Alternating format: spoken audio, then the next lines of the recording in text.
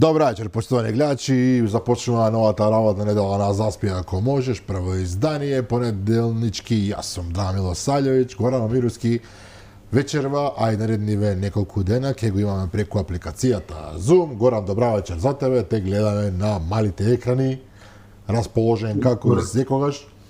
Јас само да ви кажам, почитувани гледачи, буквално пред да почне емисијата, кивнав, а ако ќе кивнам еднашка, може да се случи да кивнам и втор пат, така што немој да ми замерите ако такво нешто се случи, бидејќи ова емисија во живо, а во живо се бидува. Вечерва наша гостинка е пратеничката во Собранието и актуелен председател на Собраниската анкетна комисија за скандалот во онкологија Рашела Мизрахи. Добра вечер. Добра вечер. Рашела, добро кажав ова председател на анкетна комисија и така натаму. Апсолутно, и толку многу е кажано овој последен месец да веќе. Да веќе дури и премногу, меѓутоа воопшто и не. Но да почнеме од тоа што е нај актуелно, поточно најисправно да се направи во случајов, да им честитаме на сите граѓани на Скопје и на Република Македонија, денот на ослободувањето на метрополата, 79 години. Не се малку, Рашела. Не се ни многу. Не се ни многу. Не се ни многу, тамам сме за да памтиме, за да честитаме 13 ноември, сепак е голем хероизам на партизаните кои што го ослободуваат Скопје и целата Македонија. Мојата огромна почит секогаш до нив. Моите баба и дедо се првоборци, така да јас имаме посебен сентимент, да кажеме, посебна поврзаност со партизанските одреди, ослободувањето на Скопје, ослободувањето на Македонија. Сепак се зборува за луѓе кои што се антифашисти и тоа за мене има огромно значење.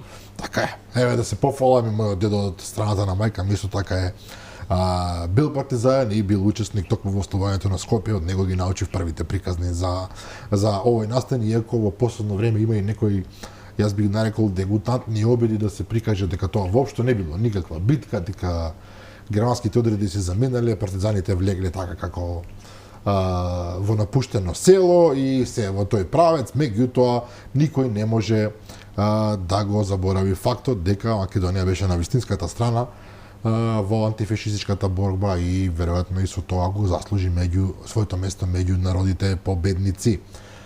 Горан е нешто замислен? Не, напротив, денеска е голем ден, но денеска е ден кога многумина на социјалните мрежи од тоа што го видов денеска реагираат, би рекол, шегувајќи се на приказната дека бугарите го ослободиле Скопје. Денеска видовме многу коментари од приказната за Михајло Апостолски, не е приказ на висински настан, и многу други информации историски кои што покажуваат дека попуста е сета пропаганда која што некој сака да ја наметне на Македонија, за жал и луѓе внатре од државата. Скопје и сите други градови и села во Македонија ги ослободиле македонците, македонската војска и така ќе остане барем додека сме ние живи и здрави. Се разбира, ние кога зборувам сите ние заедно во Македонија.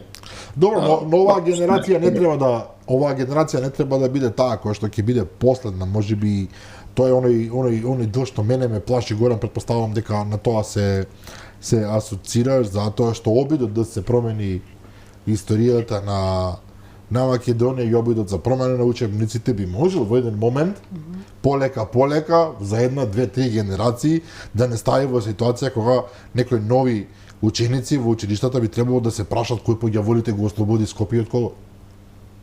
Драга, не, Рашела е многу помлада од нас, госпоѓата Мизрахиева официјално, и ова што таа го прави сега со анкетната комисија е на огромна храброст.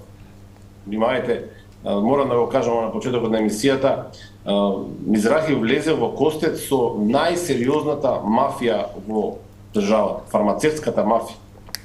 Настрана политиката, настрана политичарите, настрана криминалците во партиите, криминалците во менеджментот на здравствени институции. Ова една сериозна битка која што дава надеж дека и Мизрахи и сите со неа и по неа ќе опстанат на тоа што ни е најважно, да ја задржиме Македонија таква што си ја сакаме. Така. Ајде да влеземе, Мизрахи, во она што е главно ваша обврска во последниве месец и половина. Кога мислам обврска, не мислам само работна обврска, мислам деноноќна обврска. Ете, случајно знам дека работите на случај 24 часа на ден, што воопшто не е за подценување, напротив, изискува огромен труд, огромна волја, не само вие, туку целата комисија се разбира, меѓутоа вие сте пак сте председателка на комисијата. Дел од медиумите денеска погрешно протолкуваа дека е пролонгирано времето во кое што ќе функционира анкетната комисија, меѓутоа всушност денеска започнува вториот месец од незиниот мандат, значи не е пролонгирана, вие побаравте пролонгирање, кое што треба дополнително да се утврди. Така, одлуката за формирање и функционирање, значи причината за формирање на анкетната комисија ја дава пленумот. Таа ги избира членовите на анкетната комисија и председателот на анкетната комисија. И впрочем, доколку се види таа одлука дефинира период од 60 на дена, во кој што првите 30 дена се за свикување на сведоци или експерти, а вторите 30 дена се за разгледување на документација. Ние всушност денеска започнавме со вториот дел, разгледување на документација, и започнавме со разгледување и заклучување, толкување по стенограмите, да кажеме, по исказите на експертите. Истовремено пратениците на ВМРО-ДПМН бара подпиша измена на одлуката, да кажеме, заради продлабочување на дејноста на анкетната комисија, зафаќајќи ја и 23-та година, за која што сега имаме преку медиумите и преку јавноста, а и преку исказите на председателот на ВМРО-ДПМН, индикации дека и тука има неправилности. Во 23-та година има неправилности во работата на анкетната комисија. Сега,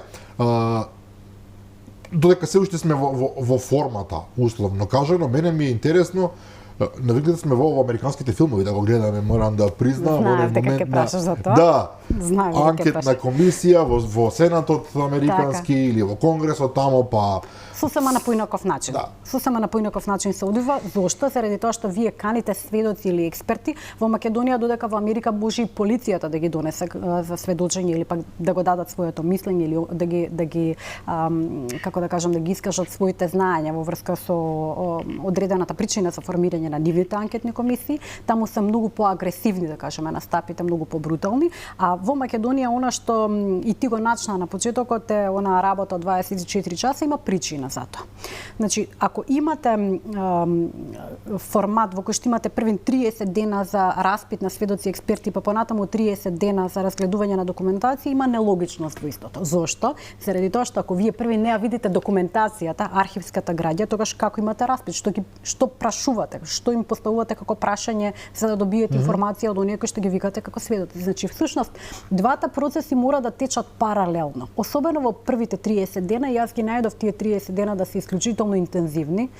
Да, се работеше исклучително долги сати, значи започнувавме некаде во 11 наутро, завршувавме во 9 или 10 часот навечер, се работеше и за викенди, а настрана од тоа, јас како председател на анкетната, верувам дека и некои од останатите членови и заменици членови на анкетната комисија, бевме во собранието и во текот на нотните часови за да поминеме низ таа архивска граѓа, бидејќи знаете, во она што го побаравме од институциите, ние побаравме се што имаат поврзано со онкологија од периодот на 2016 до 2023 година. Што значи дека добивме огромен и обемен материјал, да, и од Министерството за здравство, и од самата клиника, и од ФЗМ, и од Малмет, и од ДСЗ, значи од сите институции, па дури од владата, и од владата доставија доста обемен материјал.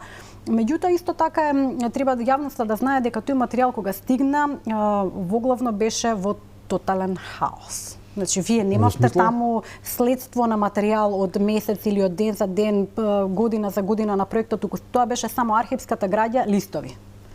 Па помина 9 дена за мене. Мислите дека е тоа свесно направено или? Не би можела да ви кажам, меѓутоа за мене беа потребни 9 дена и ноќи за да ги распоредам првим по датуми и по архивски броеви да знам што припаѓа на кој том, да кажеме, од материјалите. Овде вие веднаш сте се случили со многу сериозен проблем. Апсолутно. Вие сте изгубили 1/3 од времето предвидено за таа работа во поставување на тајминзи кој каде треба да се најде. Не губите време. Зошто? Затоа што јас паралелно ја направивме листата на сведоци, ја направивме листата по распоред на сведоците кога ќе се свикуваат, па тоа изискува да имате телефонски броеви, адреси на живење, веднаш да ги контактирате луѓето, да им објасните за што станува збор, дека ги повикувате во одредени денови да бидат во одредени групи на луѓе, значи министри во еден ден, заменици министри во друг ден, во трет ден да бидат представници од ФЗОМ и така натаму. И тоа е не само актуелните туку. туку и бивши раководители или пак директори на институции. Значи двата процеси течаа паралелно, што значеше исклучителен број на работни сати. Така. Колку сведоци се помина пред вашава комисија? Вкупно беа 62 сведока на листите, кои што требаше да бидат свикани и да сведочат пред анкетната комисија. Дојдоа 52, 10 не дојдоа од различни причини, некои од причини што не биле во државата и баш до тој датум, до 3 ноември, што е многу симптоматично за мене, баш до тој датум не сме во државата, некои кои што имале други обврски, некои кои што... Ова е втора многу чудна индикација. Многу чудна, знаете зошто? Заради тоа што се остава впечаток пред јавноста и, да кажеме, пред другите инстанции кои што прават анализа на действијата врзани со онкологија, како што е јавното обвинителство, дека некој кој што не присуствува можеби нешто затскрива. Значи, само по себе дава индикација дека нешто се затскрива и тоа е многу, да кажеме, неубаво за пред јавноста да биде така. Ова е еден од најголемите скандали на сите времиња, ми се чини, во Македонија.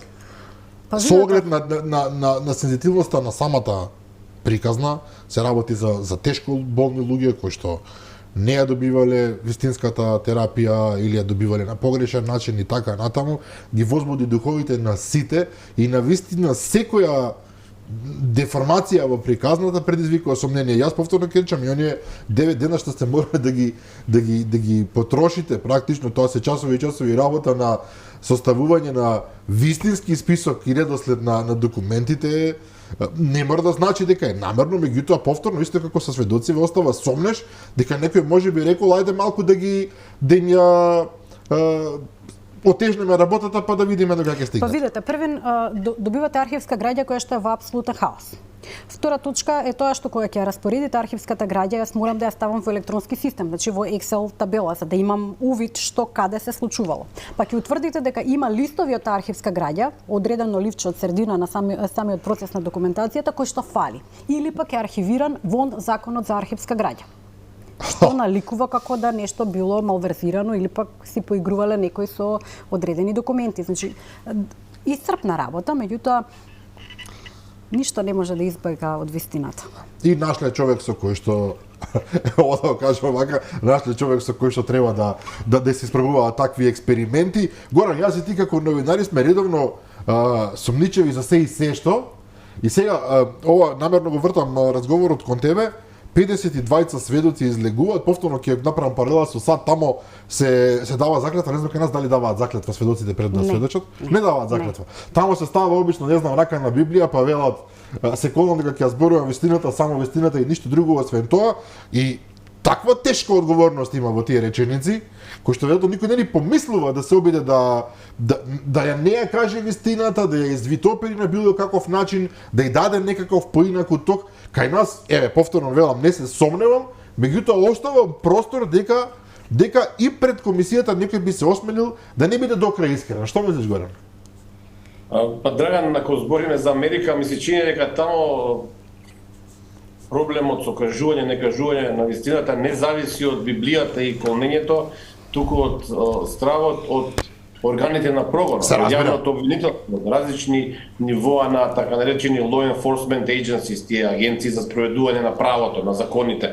Кај нас проблемот, и во тој правец сакам да го поставам прашањето до господин Мизрахи, е дали ова комисија создаде доволен, или да речам доволна рамка за постапување од страна на различни видови на институции кои што се грижат за регулирање на проблематиката со набавка на лекови генерално, лековите на оваа клиника, но и на јавното обвинителство. Без разлика дали за организиран криминал, скопското јавно обвинителство и така натаму. Ме интересира дали кога некој обвинител ќе го земе предметот или извештајот од оваа комисија, ќе најде во него заклучоци јасни, прецизни, каде е прекршен законот, каде лежи одговорноста и што треба да се направи за во иднина да се спречи, пред се да се спречи ваков скандал, ваков криминал во иднина и вакво нечовештво би рекол, но се разбира да се казнат тие кои што можеби направиле огромни пари.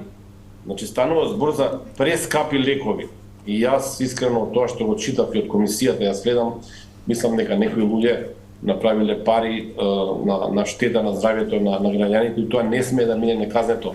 Значи, дали обвинителството ќе има доволен материјал да постапи, велам да постапи, да преземе активности пред истрага, да види дали има тамо одговорност и да ги гони кривците.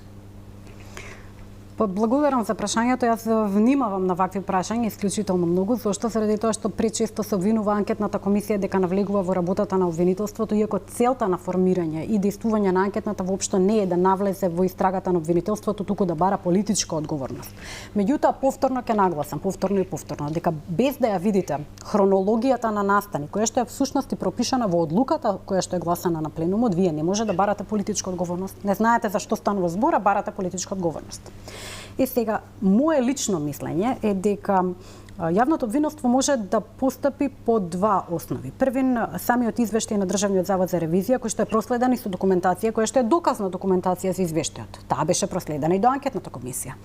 Таму точно се дефинира кои се членови од законот и кои се закони се прекршени, значи не станува збор само за законите кои што се од, да кажеме, од здравството, туку исто така и законот за сметководство на работење и така натаму.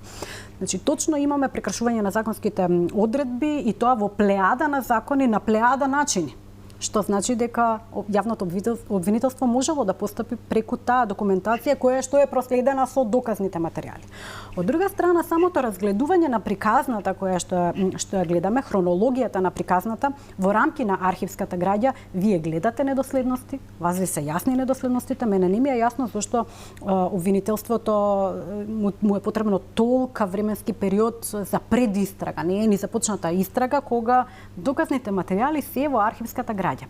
Сега, земете во предвид дека проблематиката ни најмалку не е едноставна. Зошто? Заради тоа што кога настанува ваков скандал од ваков тип, вие имате три линии по кои што треба да ја пратите приказната. Формално правната линија, значи каде се законските норми се прекршени, медицинската линија за загрозување на здравјето и животот на луѓето, односно на пациентите на онкологија.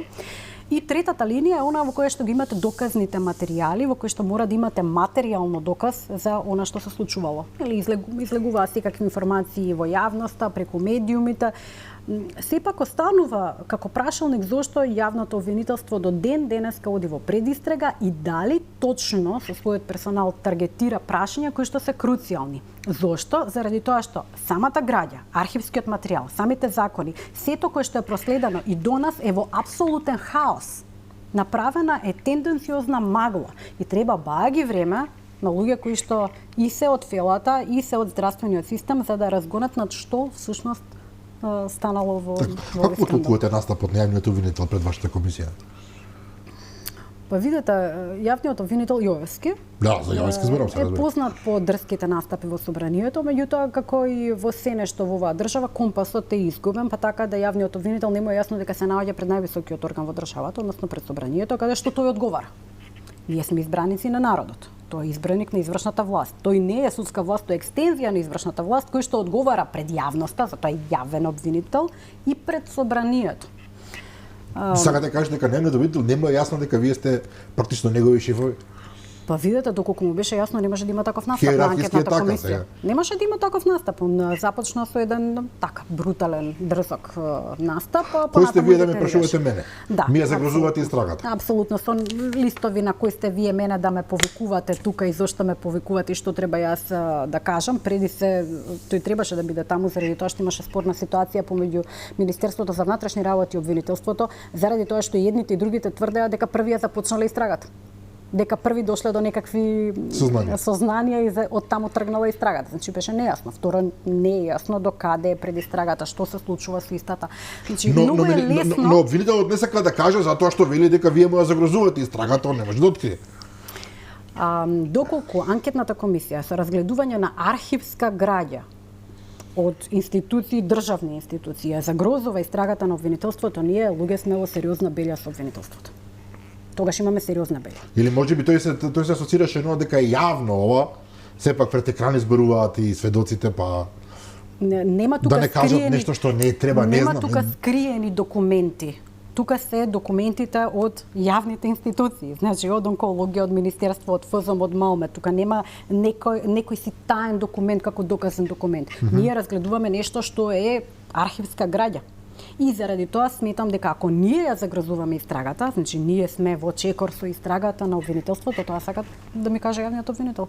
Тоа е повеќе од небулозно и тогаш ме загрижува функционирањето на јавното обвинителство повеќе од сериозно. Горан? Па искрен да бидам, јас не очекувам дека јавниот обвинител, па ниту МВР ќе преземе нешто против луѓето што се инволвирани во скандалот, заради тоа што така ќе го нарушат системот на 6 до 8 месеци пред да дојде до смена на власта, период кога е најкритичен за власта, се разбира, и тука сега се прават, според моите информации, сериозни притисоци, ниту еден обвинител, ниту еден истражител организиран криминал од МВР да не помисли да истражува и да ги собира сите овие јавно достапни документи веќе. Тука согласувам со Мизрахи, обвинителството не треба да бара нешто посебно, не треба да бара некои крунски докази или да пи мерки, сите документи се јавни.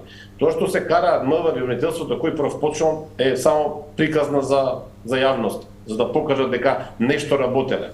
Всушност, доколку имавме обвинителство, имавме МВР пред се соделот за организиран криминал, досега најмалку 30-40 луѓе ќе беа повикани на разговори. За сега не можеме да тврдиме дека нема предистрага, таа по дефиниција нели е тајна и можеби се води. Меѓутоа најчесто ние новинарите дознаваме кога луѓе се повикуваат во обвинителството, кога се истражува еден случај, и тоа што досега немало такво ехо, неофицијална информација, укажува дека Јовевски нема план да го затвори овој случај или барем да го отвори официјално со истрага, нели? Обвинителен акт, обвинителен предлог е далеку. Факт е дека тие ќе се обидат да го заташкаат уште еднаш како многу други случаи. Тука вториот момент е, за мене е многу важен, политичката одговорност. Дали некој Мизрахи во текот, сакам да ве прашам, во текот на анкетната комисија, на работата, ви пристапи некој од луѓето кои што сведочеле тамо, или луѓето кои што се инволвирани, кои што се на некој начин анализирани преку анкетната комисија, да ви каже човечки, да, можеби сгрешивме, можеби не требаше така, можеби некој ни кажа да го направиме тоа. Дали некој има грижена совест за ова што се случи со скандалот на клиниката за онкологија и радиологија? Ке ве изненадам, но да, еден човек ми приде и кажа дека се срами од неговото учество во управниот одбор, да кажеме, на клиниката за онкологија, дека се чувствува исклучително непријатно, измамено, изманипулирано во врска со работата на онкологија. Меѓутоа, она што мене многу повеќе ме загрижува е тоа што до мене стигаат гласови од пациенти или фамилијата на бивши пациенти, сега починати луѓе во Македонија од онкологија, раскажувајќи секакви приказни, нудејќи документација која што била нивната официјална документација додека биле лекувани или пак додека членот на нивната фамилија или семејство бил лекуван. А на прашањето зошто не одите да сведочите во обвинителството, ова не е работа на анкетната комисија, ова е работа за обвинителството, велат немаме доверба.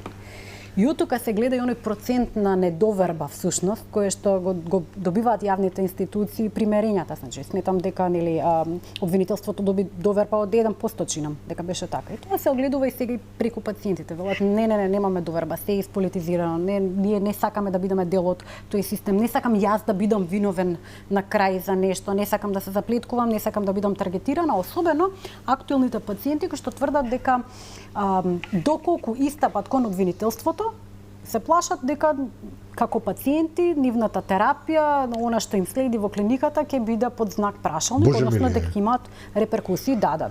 Тоа е многу честа реторика, дека не сакаат да бидат во кавга со никого заради тоа што може да не добијат терапија. Се работи за пациенти, уште еднаш да повториме, кои воопшто има таков што не знае, кои што примаат терапија за болести кои што се исклучително тешки. Апсолутно.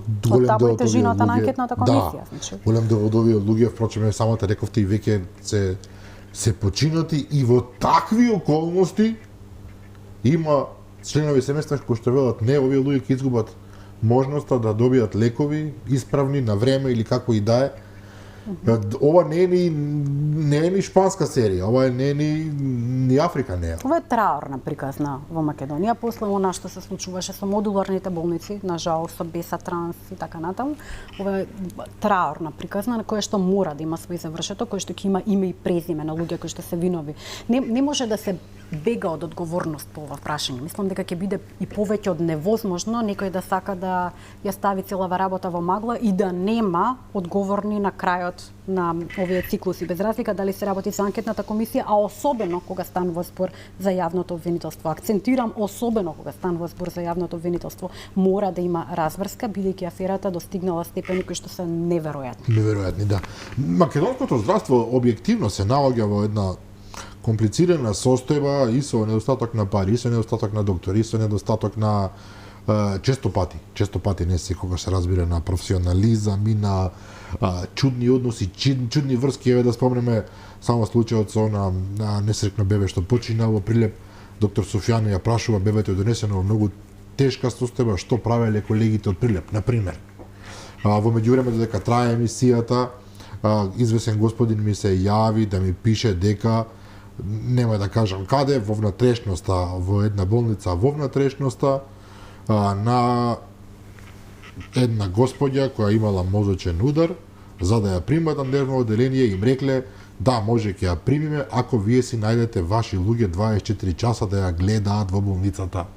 И сега луѓето се на смени, практично ќерката снаат синот по 8 часа, за да ја гледаат жената со мозочен удар во болницата каде што треба да добие нега, затоа што очигледно нема кој да го направи тоа и уште мал милион такви случаи можеме да ги редиме до бескрај. Меѓутоа ова со онкологија сепак ми се чини дека катастрофата на македонското здравство ја подигна на по високо ниво. Ние некако се навикнавме како општество дека тоа е тоа. Дека се нема, тој што има пари ќе оди, да не ги спомнувам приватните болници, затоа што тamo има квалитетен персонал, квалитетна нега, каде што чини многу пари, а вие другите фино лепо, ако сте срекни живеете, ако не ќе умрете и тоа е тоа. Меѓутоа, ние како општество немаме право на тоа, меѓутоа. Да речеме добро, толку е, ќе оставиме да умре кој стигне само затоа што нема пари. Да бидам искрена, вашата реторика во овој момент е многу слична со реториката на, да кажеме, 80% од граѓаните со кои што јас сум во контакт секој ден. Јас мислам дека скандалот онкологија всушност опишува на микроскопско, иако траорно сценарио, на микроскопско ниво што се случува на макроскопското ниво во целата држава. Ова е тенденциозен хаос. Нас не ни требаат некои си реформи. Смислен, намерен сакате да кажете. Хаос. Значи, ева здравствениот систем. Значи, сега ќе зборуваме од политички аспект за не знам си какви реформи и мерки, роботики, чуда, кога всушност ние треба да чуеме за колку лекарски персонал имаме, колку помошен персонал имаме, колку институции ни функционираат, имаат искречени зидови, се санитетски исправни, колку хируршки сали имаме. Значи, првен да видите со што располагате, кои се дефектите на системот, за да ги бајпасирате проблемите на дефектите во системот, а не да направите тотален хаос, на крајот буквално целиот систем да биде колабиран и да зборуваме за спектакуларни реформи кои што ќе донесат роботики, трансплантации, чуда и врагови, кога немаме ни сестри. Уште на ковид пандемијата видовме ние со кај сме објективно. Апсолутно. Ковид пандемијата покажа дека ние сме дното на сите дна, сега да бидеме реални. Апсолутно, меѓутоа овој скандал укажува и на фактот дека хуманата инстанца на медицината е загубена, дека само пазарната инстанца останала или барем така изгледа во јавност. И заради тоа тврдам дека што подолго јавното обвинителство ја влече работата и не доаѓа до заклучоци, толку подолго сите бели мантили ќе бидат извалкани. Значи единствениот спас за белите мантили, што не се виновни, апсолутно за добрите, честни, хумани лекари во оваа држава и медицински персонал е да се најде заклучок, имења и презимења на оние кои што биле виновни со ова, бидејќи ситуацијата и заклучоците и од Државниот завод за ревизија и целокупната документација доставена до анкетната укажува на фактот дека има виновници во приказната. Така, гора ќе дадеме збор, бидејќи наскоро ќе се исклучи зумот, па ќе се вклучиме пак. Да, за мене се пред да отидеме на поширокиот здравствен проблем, за жал огромен во Македонија, каде што Мизрахи има искуство, нели? Сакам да ја прашам две работи кои што се важни за овој скандал и за тоа што се случува досега, но и за воиднина. Првото прашање е дали совесни луѓе на клиниката за онкологија и радиологија можеле да го спречат ова во смисла на одбранбени механизми од партиски, криминални, бизнис интереси, па и фармацевтски интереси, да речеме, во клиниката. Значи, дали во клиниката постои критична маса, во смисла на контрол, контролни механизми, да го спречат това, а тие механизми не проработеле. И второто прашање е две во едно, е со тоа што сте председател на комисијата, вие без разлика дали во иднина за 7-8 месеци ќе бидете во извршната власт на ВМРО ДПМН или можеби повторно ќе бидете пратеник, не знам дали воопшто нешто ќе бидете, дали ќе се вложите себе си да се исклучи можноста од повторување на вакви скандали на било која клиника во Македонија. Значи не само за онкологија, на било која клиника, реков повторно, имате искуство во здравствен менеджмент, знаете како функционира да работите, немате лични, да речам, интереси, не настапувате од таа позиција да заработите нешто од тоа што досега го гледаме од вашата работа како пратеник па и предходно. Дали ќе создадете механизми да никогаш повеќе ниту еден политичар, ниту еден лекар, ниту еден криминалец во здравството, јас мислам дека во здравството има само 3-4% криминалци и потоа целата слика за здравствените работници се нарушува, но во суштина над 95% од луѓето таму се вредни луѓе. Значи да се вратиме на прашањето, дали ќе се обидете барем да создадете услови за нормално здравство каде што хуманоста ќе биде пред се, а не профитот? Благодарам на прашањето. Јас би сакала за целата јавност да кажам како јас гледам на работите. Преди се, веќе истакнав во неколку наврати на неколку телевизии дека почнувам да го мразам според реформа. Нас реформа не ни е потребна, потребно ни е следење на законите. Законите за приказна за како нештото треба да функционира. И тие укажуваат од кој закон на кој треба да се преместите за да видите како нештото треба да функционира. Во законите во Република Македонија кои што се однесуваат на здравствениот систем е строго пропишано како треба една јавна здравствена установа да функционира. Тоа е Законот за здравствена заштита. Имате еден куп членови од членот 112, членот 110 кој што кажува кога дали директорот и кога директорот реферира, па понатаму внатрешно следење и напредување на квалитетот на здравствената заштита. Имате закони кои што се однесуваат на надзор и контролни механизми на лекарската комора, на функционирањето на ДСЗИ, односно Законот за санитарна и здравствена инспекција, инспекцијски надзор е регулиран. Законот за здравствено осигурување се го адресира фондот, како фондот врши контрола.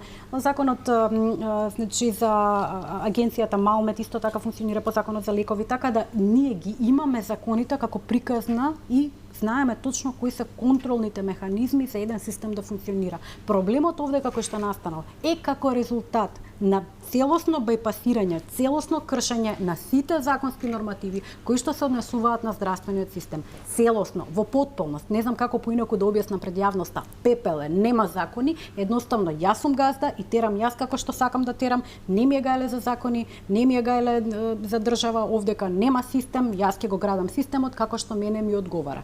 На прашањето дали имало лекари во клиниката како критична маса кои што можеле да реагираат, да, секако имало лекари кои што можеле да реагираат, особено поради тоа што знаеле дека нема стручен колегиум. Раководителите на различни сектори заедно со главна сестра и директорите се стручен колегиум. Кога гледате дека не се свикува стручен колегиум, а се набавува терапија за која што вие не сте кажале дека ви е потребна за вашите пациенти, не сте ја дефинирале како таква, можете да реагирате, мора да дефинирате, треба да реагирате. Јас се плашам дека она што го слушам од пациентите, дека се плашат да се обратат кон јавното обвинителство, се плашат да достават материјали, се плашеле да реагираат, иако и за тоа повеќе може да поспоруваме, сметам дека можеби и вработените на клиниката се плашеле на нешто да изреагираат на. Значи сите се плашеле сега произлегува. Се плашеле, одредени луѓе сметам дека можеби се плашеле да изреагираат. Ајде да бидам во случајов како додаток на ова гора што го зборуваше, меѓутоа малку по дазок. Ако некој вели јасно законот, јасно тој што одредува, јасно тој што ќе кажува како ќе се прават работите, како ќе се набавува, колку ќе се набавува. Ако од него се плашат пациентите, од него се плашат веројатно и вработените на клиниката, тој некој или тие некои мора се многу моќни. Не се работи за другарот, пријателот на чуварот. Се работи со исклучително моќни луѓе, кога сите се плашат од нив. А тие луѓе мора да имаат име и презиме, знаете. Апсолутно. Драган Вака, ќе бидам многу директна. Доколку немате раководители на сектори кои што го сочинуваат стручниот колегиум, тој не изготвува техничка спецификација за набавка на биолошка терапија, бидејќи го нема, не постои. Значи не го составуваат листот. Директорот се договара со Министерството за здравство, со министерот дека ќе прават двогодишна набавка, ама листот на техничка спецификација за кои лекови никогаш не доаѓа од вработените на онкологија, тогаш од каде доаѓа? Доаѓа ли од Министерството? Доаѓа ли од веледрогерија? Доаѓа ли од трета страна, бидејќи ако не е од потребите на пациентите и раководителите, тогаш од некоја друга инстанца. Односно, оваа линија има два краја. Ако не е од пациентите, мора да е од другата страна. И сметам дека стравот се наметнува како реакција на хаосот, безсистемноста, незнаењето каде е следниот чекор. И оттаму можам да заклучам дека одредени лица кои што требале да реагираат, не реагирале. Еве слушнавме и за како имало персонал кој што работел само трети смени. Па дури имавме и такви искази. За тие искази јас и утре ќе говорам на самата седница. Имавме искази од двете директорки, бившата и сегаш на ДСЗ, на Државниот санитарен и здравствен инспекторат, во кој што едната изјавува дека инспекциите ги правеле секогаш двајца луѓе кои што установиле дека се е во ред и протоколи има, иако протоколи никогаш немало. Управната постапка на записникот ја нема никаде. Имаме табеларен приказ како копи-пейст, некоја ефтина форма извадена од компјутер, нема записник, нема управна постапка на типичен инспекторски надзор. А другата вели дека нема контрола над архивот. Новата директорка тврди дека нема контрола над архивот и заради тоа не може да ги проследи документите. Обете велат дека се извршени неколку вонредни инспекцијски надзори како резултат на претставки од граѓани кои што тврдат дека имало недостатоци на медикаменти, ама претседателката на здружение кое што се вика Љубов сме, Чина Македонка, тврди дека никогаш немало недостатоци на медикаменти. Го гледате хаосот? Апсолутен хаос.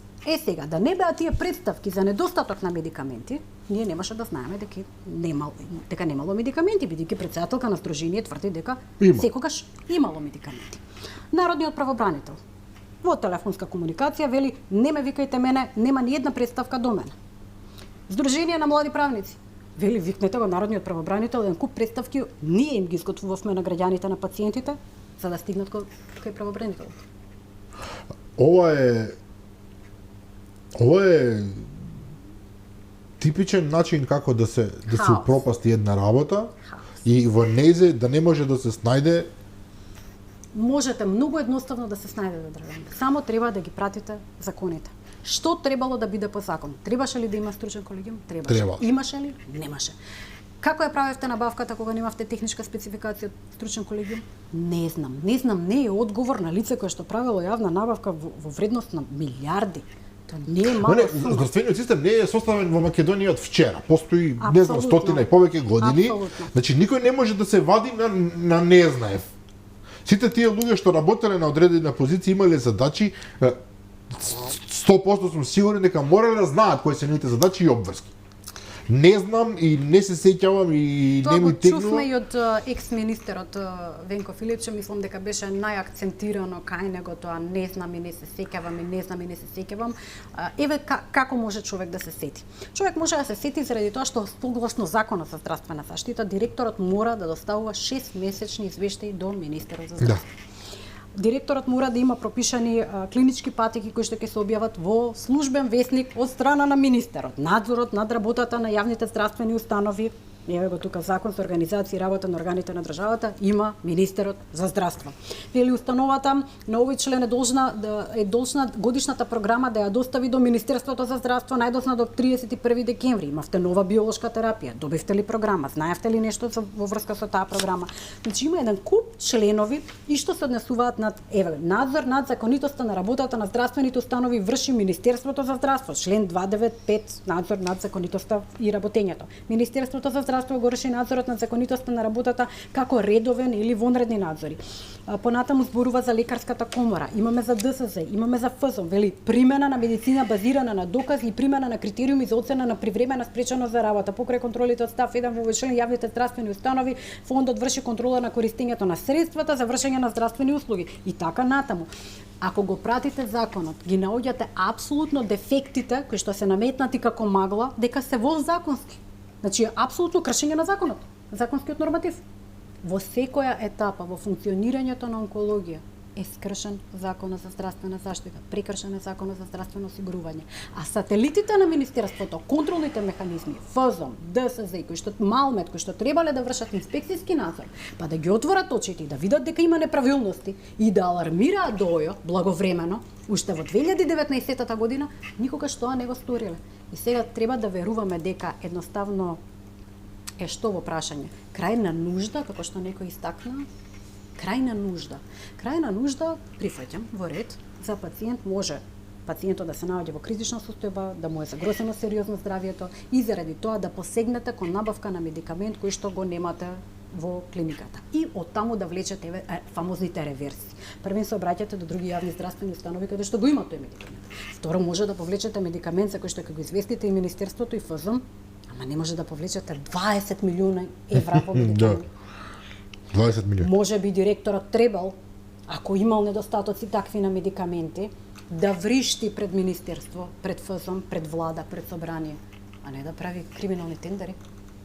И сите тие да течат некако магесно преку Министерството за здравство во обрт на средства кој што е далеку поголем од условниот буџет на ФЗМ, а ФЗМ ништо не видел. И Малмет никогаш не направил контрола на веледрогерите кој што укажува на дефекти во функционирање. Денеска вашите колеги од комисијата, бидејќи го споменавте Венко Филипче, прилично отворено се свртеа кон него и сметаат дека тој има лична одговорност во целата работа.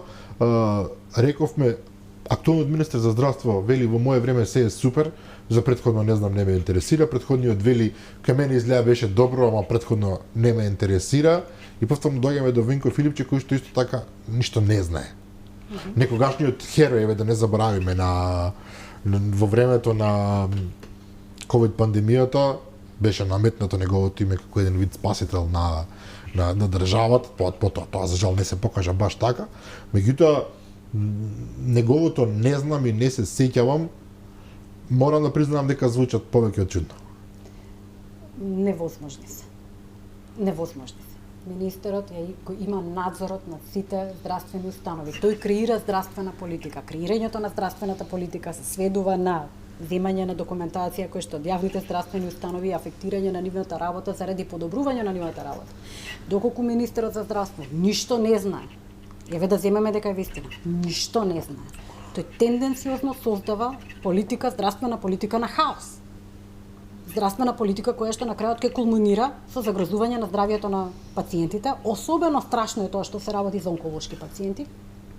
И сега ќе се прашуваме дали она што се случува по медиумите е целосна, парцијална, делумна, никаква вистина, каква е таа вистина, физиолошки раствори или не физиолошки раствори, или дали некоја сестра земала 5 ампули или 10 ампули. И тоа е дефект на менеджментот. Хипократовата заклетва на менеджментот се сведува, без разлика што дадениот министер секој што зборуваме е одличен лекар, одличен неврохирург. Тоа сите го велат, да. Меѓутоа, во истиот момент кога вие станувате министер, кога станувате директор, законите се вашата Хипократова заклетва. Не може да спиете 3 години во својот мандат и да не гледате како работат јавните здравствени установи, па нормално дека ќе ви се случи хаос. Апсолутно ќе се случи хаос. Особено што зборуваме за човек, повторно ќе речам, кој што беше прилично експониран, не прилично, екстремно експониран. Едно време беше најголемата звезда на владата на Заев. Да, имаше и еден колега кој што можеби шеговито малку кажа дека тоа слушај го Венко треба да преформулира во сослушајте го Венко во јавното обвинителство. Сослушајте го Венко. Ова ми се допаѓа, меѓутоа политичка одговорност се спомнува во целата приказна. Добро, и вашата работа е политичка одговорност. Меѓутоа Венко Филипче во овој момент е Горан, повторно го имаме Горан, човек кој што во политиката во овој момент не е ништо. Значи не е министер, се повлече заедно со Зоран Заев, колку што јас успеам да видам, добро сигурно прави операции, тоа му е работа, меѓутоа времето го поминува и со возење мотори по Грција, значи политичка одговорност за него што би значело? За човек кој што веќе не е во политиката. Што? Па знаете, политичка одговорност... Кривична одговорност е нешто друго. Да. Политичка одговорност е што ќе му кажат? Нема веќе да бидеш министер? Па што? Не, политичка одговорност се однесува на моменталните функционери. Значи, од нив може да барате политичка одговорност за разрешување на оние кои што моментално имаат политичка функција. Меѓутоа, знаете како, во ова што сега се заклучува, од членот 76 вели дека од политичката одговорност или други одговорности. Или други одговорности. Значи, треба да заврши со работа анкетната комисија, треба да ги разгледаме заклучоците заедно. Јас претендирам тие заклучоци да бидат врзани со референтни документи, значи да бидат поврзани со доказан материјал сами по себе, и доколку анкетната најде и утврди недоследности во функционирањето кои што укажуваат на одредена друга одговорност, ќе бидат веднаш проследени до јавното обвинителство. Па велите, ако најде, меѓутоа, сега да бидам малку по-конкретен, се што зборувавте во претходниве 10-15 минути, зар не покажува? Укажува, меѓутоа јас како председател на анкетната морам да останам неутрална се додека не се изгласаат заклучоците на анкетната комисија. Значи не можам да избрзувам како председател на анкетната и да давам заклучок пред... Како се носат заклучоците? Со мнозинство. Со мнозинство, значи не е морално сите да бидат за. Така, меѓутоа видете, и од самиот почеток јас мислам дека оваа работа, оваа тема на анкетната комисија задира во сите нас. Апсолутно. Зошто? Затоа што сите сме потенцијални пациенти. Заради тоа што сите сме имале некој член на потесното семејство или фамилијата кој што бил пациент на онкологија, и сметам дека нема простор за политичка манипулација. Ниту штитење на некој. Зошто би штителе некој? Зошто пратениците, еве, и од мнозинството, ако алогирате на тоа, би штителе некого при вакви дефекти во функционирањето на одреден систем. Па, во право сте сосема, меѓутоа ние видовме до сега штитење на најголеми небулози, штитење во политичка смисла. Штитење на работи кои што мислевме дека како општество не е возможно дека ќе доживееме некој да ги штити. Трошење на огромни пари, подпишување на договори кои што се надвор од разум и така натаму, па ете се многи луѓе што ги штитат. И тоа со некои образложенија обично паушални. Ние сме во право, па што? Да, ама знаете како... Знам дека ова се однесува на сите, меѓутоа човек, веројатно човек во позиција на власт се мисли толку супериорен, па вели ова не се однесува на мене. Кога станува збор за пари, цигли, бетон, или пак имагинарности, државен буџет, јавен долг, тоа се малтене имагинарни термини за населението. Меѓутоа ова е многу концизно, многу опипливо, многу станува приватно дури како прашање. И оттаму црпам надеж дека пратениците ќе бидат народни пратеници, пратеници на народот, пратеници на граѓаните, не на политичките партии. Дека моралот сепак ќе одигра некаква улога, Горан, се согласуваш? Тој правец ми е и следното прашање. Јас преска во најавата за емисијата што почнав од денеска да ја правам како операција, обсервација на социјалните мрежи, ќе анализирам по еден настан процес или личност на денот и правам најава за емисијата. Јас ја најавив нашата вчерашна гостинка како силна жена, која што ја одбележа на свој начин македонската политика во последниве неколку години. И не е ова прашање на морал и етика, ова е прашање на емоција што ќе го поставам. Многу ме интересира, се замислив малку уште пред емисијата, како Рашела Мизрахи, човекот, се соочила со тешките животни трагедии кои што ги доживувале луѓето кои што, еве да не одам понатаму, цел живот плаќале за здравствено осигурување и на крајот се соочиле да тие лично или нивните најблиски останат без лекови, да бидат лажени дека примале лекови, да го минуваат тоа повторно тие што преживеале.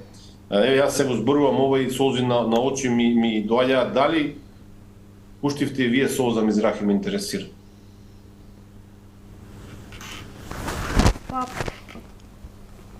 Видете, моја должност во моментов е да бидам најпрофесионална што можам да бидам. Тоа не значи дека после разговори со одредени лица кои што се пациенти или нивните семејства биле пациенти на онкологија, дека мирно спиам, не најмалку.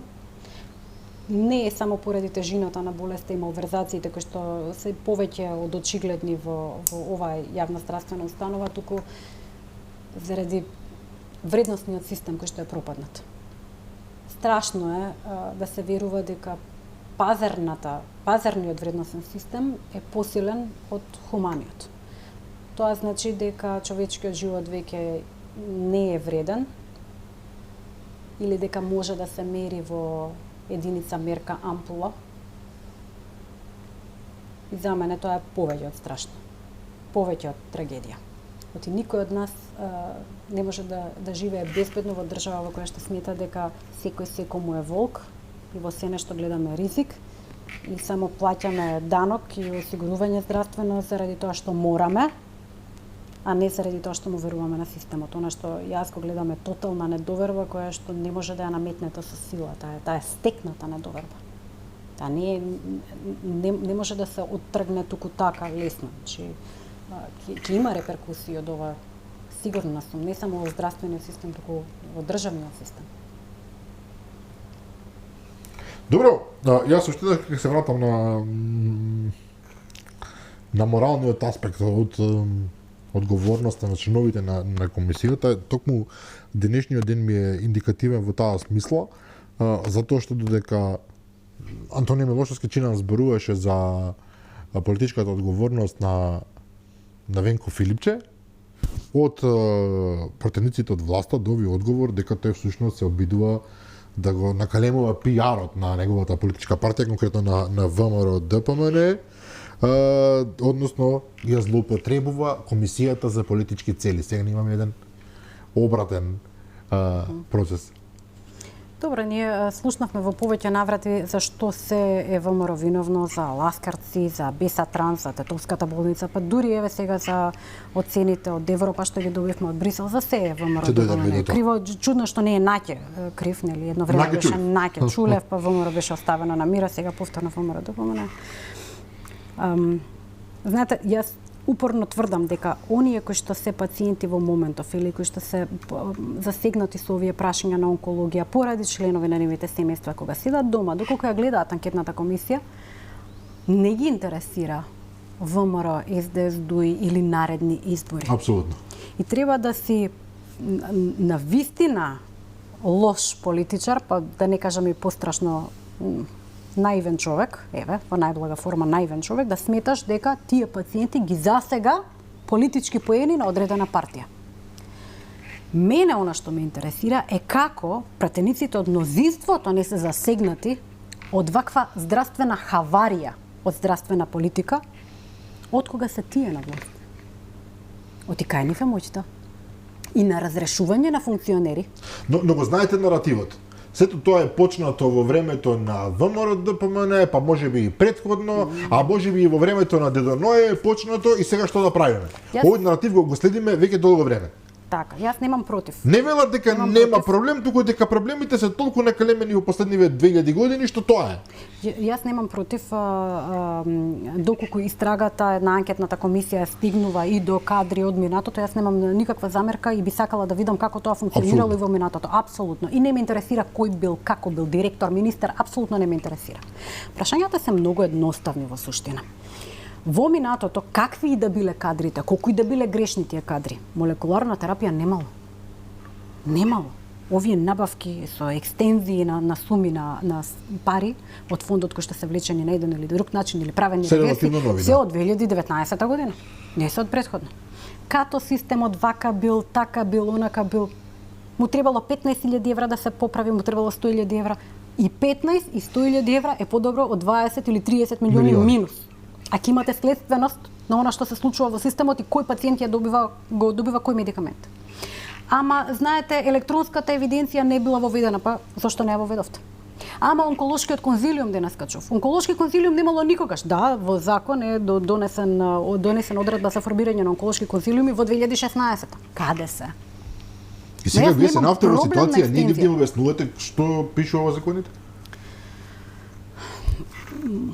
Мислам дека ова анкетна комисија побарува голема заложба и голем интерес, не само во формат на читање на закони и поврзување на законските нормативи меѓу себе, за да разберете проблематиката или приказната, така наречена, на здравствен систем, туку исто така читање на актуелната документација која што е доставена до анкетната комисија. Доколку седнете и исчитате целокупната документација, работите се повеќе од јасни. Така. И сега документацијата впрочем е сега наредниве месец дена ќе се читаат Така. документите и потоа ќе се носи заклучок, чисто ова сега го дефинираме целиот случај, ќе се носат заклучоци кои што потоа ќе треба да покажат со прст кон некого во политичка смисла, додека рековме во обвинителна смисла, тоа би требало да го заврши обвинителството кое што се уште е во состојба на инхибираност, еве ќе речем за случајов. Добро, видите, повеќе од неверојатно е да нема политичка одговорност. Повеќе од неверојатно е да нема политичка одговорност, бидејќи настанал хаос во системот. И како што реков, тоа е спроведување на здравствена политика на хаос и заради тоа ќе има политичка одговорност. И од прва и од втора линија, бидејќи се кршени еден куп на законски одредби, членови од Законот за здравствена заштита кои што укажуваат на фактот дека политичка одговорност ќе има. Работата е и она што го постави како прашање Горан, дали ќе има подобрување во еднина. Многу едноставно. Не ни треба магично стапче за подобрување. Следете ги законите и се ќе биде во ред. Следете ги законите и ќе има контрола. Ќе има контрола и на медикаментите, и на пациентите, и на права на пациенти, и следственост на медикаментите, и стручен колегиум ќе си кажува која терапија му е потребна, и директорите ќе ги известуваат министрите, и министерот ќе има формат за надзор, и ФСМ ќе си спроведува редовни и вонредни контроли како што треба. Малмет нема да мижи кон веледрогериите, оти контролата на веледрогериите преку Малмет е индиректна контрола на клиниките, и да ви објаснам како. Ако вие влезете во веледрогерија и видите дека од количината која што е на испратница, материјалните картички излезена, има помала количина во депо, ќе прашате каде е и ќе ви речат реверс, кој што не е дозволен. И ќе го следите реверсот. И нема да ви треба допрен глас од медиуми, фокуси, и нема да се шират приказни за физиолошки раствор во терапија, и пациентите нема да бидат преплашени. Само следете ги законите. Добро, Горан, Да, затвориме темава полека. Да, пред вестите, јас повторно би сакал, не може да ме задава анализа, но како ги гледам работите. Спомнавте преска Филип, че тој веќе не е во политиката, иако не сум 100% сигурен дека нема амбиции во политиката.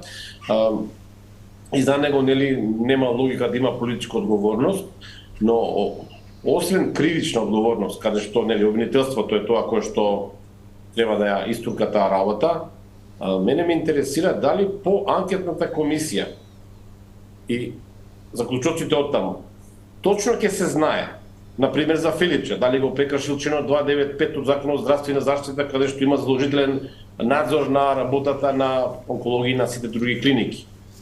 Дали ќе се знае, дали економскиот директор доставил до управниот одбор предлог за, не знам, воведување на контрола, мониторинг на доставување на лековите до пациентите.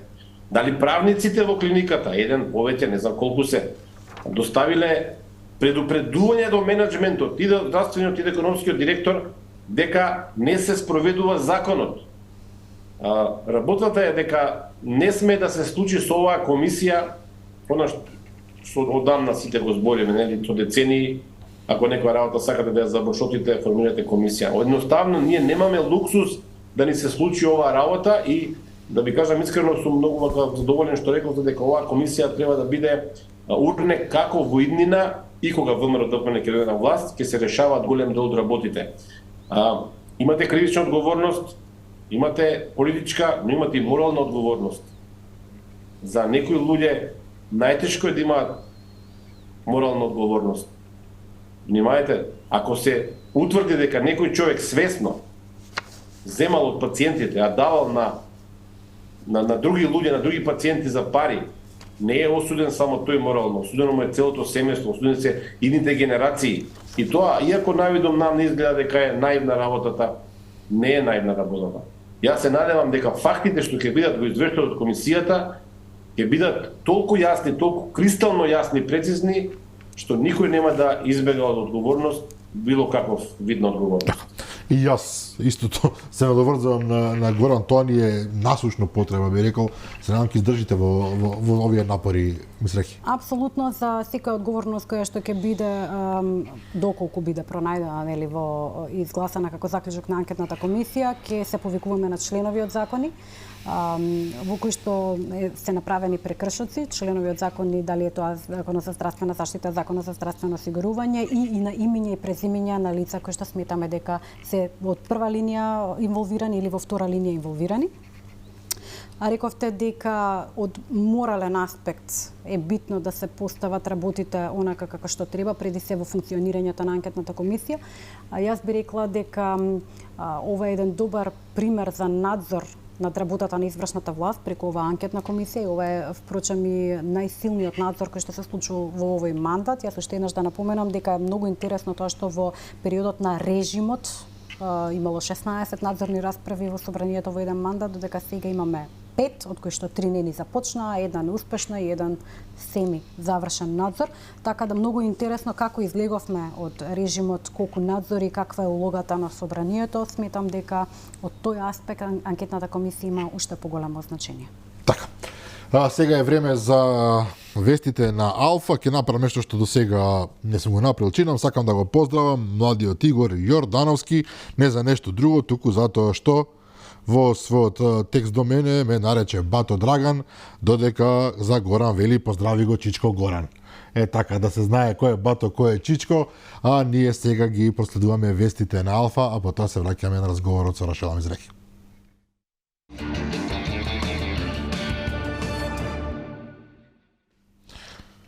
Продолжуваме со вториот дел од вечерашната емисија Заспи ако можеш со Рашела Мизрахи, претеничка во собранието. Има уште многу што да се каже за работата на Собраниската анкетна комисија за онкологија, уште многу работи околу здравствениот систем и начинот на кој што треба да се избориме за негово какво такво враќање во нормала, меѓутоа ќе имаме и други прилики, ќе имате други прилики, се разбира вие уште многу пати за жал, ќе речам, да се изјаснувате за овие прашања. Да се преминеме на нешто друго. Ја гледав сега вестите, а го гледав и интервјуто со Бране Петрушевски, вашиот колега пратеник во собранието, со Љупчо Становски на нашата телевизија, во емисијата За или против. И навистина се уште не можам да се изначудам дека судија од Куманово чинам му досуди казна од 2.500 евра заради ставови што ги искажал на собраниска говорница, нешто што до сега не се случило во современа Македонија, јас не се сеќавам.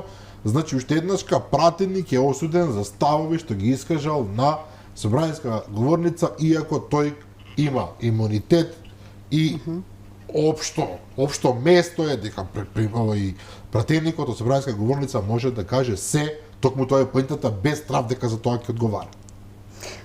Да, знаете, во последно време кога ќе видам рейтинзи за нашата држава направени по било кој основ каде ние се наоѓаме и вообичаено сме во близина на Уругвај и на држави од третиот свет, под наводници така речено. Има причина зашто, затоа што се чини дека докторите повеќе не се доктори, судиите веќе не се судии, адвокатите веќе не се адвокати. Секоја фела тоне сама за себе и некако судијата заборавил дека материјалниот имунитет го штити пратеникот во собранието, не само во Македонија, во сите слободни држави, демократски држави во светот, каде што имате неприкосновено право на говорница на слобода на изразување и слобода на говор, може да кажете што сакате и да не сносите одговорност, меѓутоа ако сакате да разгледуваме понатаму, го имаме и Законот за граѓанска одговорност за навреда и клевета во член 7 став 1 баш стои дека нема никаква одговорност при давање на изјава или став, искажување на одредено свое мислење од говорница во собранието на Република Македонија. Значи, замислете доколку ова се менува, доколку треба да се филтерира она што пратениците го кажуваат на говорница, тотално се забрани слободата на говор на пратеникот на говорница, тогаш апсолутно веќе нема ни поента да зборуваме за парламентарна демократија, треба да зборуваме директно за диктатура, да се соочиме со тоа, да го видиме како дефект, за да можеме да го лекуваме подоцна. Така, но ние како општество не смееме да се согласиме за тоа, макар и нека Мартин Костовски чинам, почувствувал голема душевна болка. Горан, ти почувствува вака ли душевна болка? Еве сега кога ти се обраќам, чувствуваш ли вака една душевна болка? Да вистина да ми потражиш потоа преку суд 2.500 евра да те почастам. Судијата се вика Неџат Мемети, од Куманово чинам дека е. И вистинско чудо е што судскиот совет досега не реагираше за неговата пресуда. Барем да каже дека ќе анализира, ќе ги разгледува, ќе проверува фактите, ќе проверува пресудата. Знаете, вака се случува да ние од страна на еден судија, под притисок очигледно на пратеник на висок функционер на СДСМ, имаме уривање на уставниот поредок, имаме уривање на законскиот систем и никој не реагира. И тука, навистина, предпоставам дека е многу тешко и за пратеничката Мизрахи, кога гледа ова, а предпоставам дека и таа е немоćна како и пратеничката група. Огромен дел од луѓето велат, дајте да ја урнеме оваа власт, дајте, доста веќе протестирате, доста зборувате, доста менувате закони, дајте да ја урнеме оваа власт. Меѓутоа, уривање на оваа власт со наследство ќе значи еден бескрајен, не знам, верижен судир кој што не може никогаш да престане, тука најмногу ќе настрада Македонија. Што може друго да се направи, Мизрахи, во ситуација кога имаме тотално дерогирана власт? Што може друго да се направи, а меѓу другото и за да се врати надежта кај луѓето дека Македонија ќе ја биде? Јас сум убеден во тоа, се разбира, и тоа голем дел од луѓето не се убедени во тоа. Па да, како што и кажавте, единствена емоција посилна од стравот е надежта и сите ние мора да имаме надеж. Функционираме во рамки на демократски систем и доколку ние не ги поставиме постулатите како граѓани кои што ја ценат демократијата, што во принцип значи ред, него навлеземе во хаос, тогаш ќе се обележиме самите себе си како дел од хаосот кој што не има зафатено во државата. Видете, за душевна болка, пресуда на која што не реагира судскиот совет и сега предпоставам по истиот наратив како што беше со пациентите на онкологија, па и некои од докторите и судскиот совет рече и ние стравуваме од нешто, па врховните судии ќе одат да бараат помош во некоја амбасада и така натаму, секој од нешто се плаши. Ама впрочем ние излеговме од режимот и сега е тотално нејасно од кого се плашат. Имавме нели присуство на различни функционери на анкетната комисија кои што кажаа дека трпеле политички притисок и повеќе од јасно е од што се плашат овие функционери, од што се плашат институциите, од што се плаши народот. Чудна е таа демократија од Социјалдемократскиот сојуз која што се е страв и одзема работнички права и дисеминира системи и ги остава во хаос и спроведува политики на апсолутен режим, ама мораме да велиме социјалдемократија, оти така стои во називот. Меѓутоа, надежта не е лесна за уривање и кога тогаш ќе се приближиме и до крајот на ова владение. Јас ни најмалку скромно ќе кажам дека денот кога ќе падне оваа власт, која што е предводена од ДУИ со мал сателит Социјалдемократски сојуз, кој што во своето никакво делување допушта урнисување целосно на државата, што и впрочем чудно, бидејќи нели по некоја логика тоа се внуците на партизаните, тоа се оние кои што го ослободија Скопје, оние кои што ја ослободија Македонија, борците на нашата светла точка во историјата, и ми се чини дека тоа не се нивните внуци, бидејќи го дозволуваат и го креираат дополнително во хаос и на денот кога ќе заминат, Македонија ќе слави. Добро. Европскиот извештај. Морам да го спомнам, веќе полека станува тема која што со оглед на логиката на работите во Македонија, каде што само се венува некоја нова афера, поклопува една друга, ова не е афера, ова извештај. Меѓутоа, фактот дека извештајот на Европската комисија беше повеќе од лош, тој ми е јасно сите, освен на Кузевска, Маринчич, Османи и Ковачевски, и она што го очекувавме сите, ние што сме помалку цинично расположени, меѓу другите и јас и Горан, и се потврди. Јас дури ќе се пофалам дека прв, отприлика 1 час откако излезе извештајот, реков дека ВМРО се виновни за извештајот и тоа е сигурно така.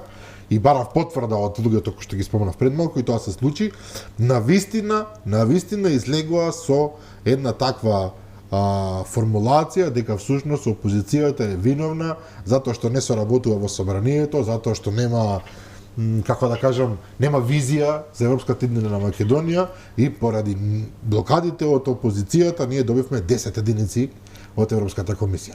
Нули како кули. Нули како кули, да. Нули како кули, меѓутоа наместо власта во било кој момент од времето те да се осврне кон напредок на оваа држава и да направи нешто кој што е позитивен чекор, се што направи е негативен чекор. За секој чекор имате негативна перцепција од јавноста, ама тука слушате и реторика низ окуларите на кој го слуша народот и што не интересира, ние водиме. И ова се фактички реченици кои што јас ги цитирам, не е нешто што го измислувам во моментов. И баш заради тоа што не се осврнати кон напредок, туку кон хоштаплерај или мижење на хоштаплерајот на останатите кои што се во истата тајфа, се случува вакво урнисување на државата по сите особни. Сега, на крајот ќе чуете секогаш дека ВМРО е виновно, ВМРО или Наќа Чулев или што и да се случува, ВМРО ја нарушува истрагата, таквата реторика веќе не мине кај народот, не може опозицијата да ви е крива за тоа како вие ја водите државата како власт. Е тотално нелогично и повеќе од апсурдно да сметате дека опозицијата може да биде виновна, особено за немањето на напредок по прашање на судството, по прашање на обвинителството, креирањето на правна држава и така натаму, кои што всушност се пиларите за вие да бидете примамлива држава која што би требала да биде членка на Европскиот сојуз, која што треба да припадне во тоа семејство, бидејќи наликува на тоа семејство, а не бидејќи распродава се што има. Денеска прочитав една професорка која што важи за екстерно блиска до телната власт и во незиното објаснување, освен ВМРО ДПМН се виновни, се разбира, поради блокадите, вториот момент беше оној познатиот дека нема назадување. Ова е некој нов минимум, нема назадување еднакво на има напредок. Значи, иако нема напредок, нема ни назадување, а нема назадување значи дека има напредок. Тоа е едниот феноменален заклучок. А вториот беше дека, конкретно околу правосудството, Горан би сакал и твој коментар да слушнам, бидејќи е наистина спектакуларно, се разбери од пратеничката, беше дека судството е само виновно што не е реформирано. Власта не може да му се меша на правосудството, бидејќи тоа е друга власт, нели така? Имате судска и законодавна извршна власт, а е и блокирана од ВМРО ДПМН, сега да не навлегувам повторно, и од блокадите кои што се прават, со кои што таа не може да наметне закони со кои што би се реформирало правосудството. Мислам дека е една гениална конструкција направена тука. Па да, има неколку чекори, нема напредување, нема назадување како напредување на претходниот постулат, па најдобри сме во регионот, по некои прашања, и на крајот стигаме до блескаме. И од тоа блескаме, не имаме руинирана држава 7 години. Во суштина, едно е вистина и јавноста тоа го знае, како што и јас го знам и вие го знаете, а тоа е дека не знаат да водат држава. Не знаат да не се создавачи, не знаат да создадат ништо. Креатори не се. Апсолутно. Тие не знаат да водат држава, знаат да водат хаос во магла, кој што ќе доведува до руинирање на системот, и тоа е единственото што го прават последниве 7 години. И сега ние треба да се зачудиме за каква е опомената од Брисел со овие нули кули. Па го имавме холандскиот амбасадор кој што не така суптилно, воопшто не суптилно. Не суптилно, не дипломатски да кажеме, најави дека ова ќе следи. Не може вечно да се криете позади празни зборови, мора да има дела во одреден момент. А делата укажуваат на фактот дека сериозно назадуваме и сите наши оценки се многу и полоши од овие што ги гледаме денеска. Така. Горан, што мислиш за ова што го реков околу објаснувањето на дотичната професорка дека судството само треба да се реформира, а воопшто не е виновна извршната власт за тоа, која што е блокирана од ВМРО ДПМН, и уште едно подпрашање, ако може, за тебе, е еден од најстакнатите љубители на власта во новинарскиот свет, нема да го спомнам се име, нема потреба, а од прилика вели тие што се радуваат поради лошиот извештај, значи има такви што се радуваат поради лошиот извештај, всушност се виновни затоа што тие ја креираат таа слика дека Македонија е неуспешна држава. Па добро, ако се однесува тоа на нас, тоа значи дека ние сме многу моćни, Драган, дека ние можеме да ги кажеме на Урсула фон дер Лајен, на Борел, на Шарл Мишел, што да напишат за Македонија, на професионалците во Европската комисија кои што таму работат, некои од нив по 30 години. Искрено жал ми е и за професорката, ја прочитав, и за другите луѓе кои што ги тераат овие неуспешни, однапред осудени на пропаст пропаганди, што треба да ја заштитат власта. Власта не може да биде амнестирана од вината за правосудството од едноставна причина, тоа се јавни информации. Кој ги народно буткаше, ги ставаше, ги клаваше, ако сакате, членовите на судскиот совет преку собранието? Тоа е власта. Стево Пендаровски самиот призна дека има влијание од СДСМ и ДУИ да постави, да предложи 20 членови на судскиот совет. Во Уставниот суд, кој ги туркаше луѓето? Се знае дека е власта. И тука нема бегање. Тука можете вие до изутрина да се објаснувате дека некој друг е виновен, дека судството само е виновно. но знаеме како функционира системот. Едноставно работата е веќе тука ми се чини завршена. Катастрофалниот извештај на Европската комисија ја бетонираше позицијата на оваа власт и многу луѓе внатре во СДСМ и во ДУИ во Алијанса за албанците признаваа дека работата е завршена и дека сега ни треба една транзиција во која што нема да се доуништат столбовите на државата. Многу важна работа и тука повторно сакам да ја прашам нашата вечерашна гостинка, таа е член на извршниот комитет на ВМРО-ДПМН. Повторно во правец на таа надеж ќе се случили една транзиција, да речем, на власта каде што нема да бидат урнати сите темели на државата. Некои од нив се веќе урнати, за среќа Македонија има повеќе темели, повеќе столбови на кои што почива. Дали може да очекуваме дека ВМРО-ДПМН ќе се подготви навреме за тоа што ја очекува кога ќе ја преземе власт? Па видете, во секој случај ВМРО-ДПМН ќе внимава на човечките ресурси пред се, значи на правилните луѓе, меритократијата мора да биде земена во предвид, на правилните луѓе, поставување на правилни луѓе на правилно место, кои што особено се честни и особено имаат визија за напредок на државата. Јас не велам дека државата одеднаш магично ќе застане на нозе во првиот момент кога ВМРО ќе дојде на власт.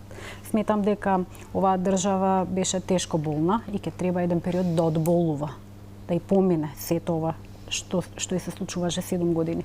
Меѓутоа, правилните луѓе со правилна визија, со добри работни навики, оние кои што се честни и знаат да почитуваат закони, ќе ја постават повторно Македонија на правите шини, да кажеме. Така. Со овие оптимистички зборови да завршиме најубаво оваа емисија. Еве го полнок, 12 часот и 1 минута. Рашела Мизрахи, благодариме за гостувањето вечера. Ви благодарам и вам.